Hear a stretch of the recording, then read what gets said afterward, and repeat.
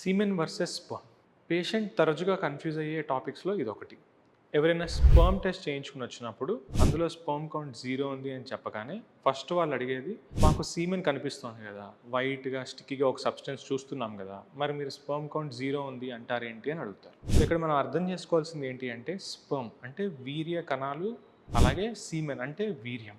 ఈ 2 వేరు వేరు. స్పర్మ్ అనేది టెస్టిస్ లోపల పుడుతుంది and it is a microscopic structure. అంటే అది చాలా చిన్నది, కంటికి కూడా కనపడదు. మనం ల్యాబ్‌లో మైక్రోస్కోప్ వాడి చూస్తే మనకి స్పర్మ్ కనిపిస్తుంది. సో, ఈ స్పర్మ్ టెస్టిస్‌లో పుట్టినప్పుడు అక్కడ మన జెనెటిక్ మెటీరియల్‌తో పుడుతుంది. అక్కడి నుంచి టెస్టిస్ దాటి first epididymis, was, seminal vesicles, prostate ఇవన్నీ దాటుకుని బయటికొచ్చాక ఫీమేల్ ఎగ్‌ని కలుస్తుంది. సో, ఇప్పుడు ఈ స్పర్మ్ ఇక్కడ పుట్టి ఇదంతా దాటుకుని బయటికెళ్ళాలి అంటే దానికి కావాల్సిన న్యూట్రిషన్, అలాగే సర్వైవ్ అవ్వడానికి కావాల్సిన ఎన్విరాన్మెంట్‌ని క్రియేట్ చేసేది సీమెన్. సో, ఈ సీమెన్ అనేది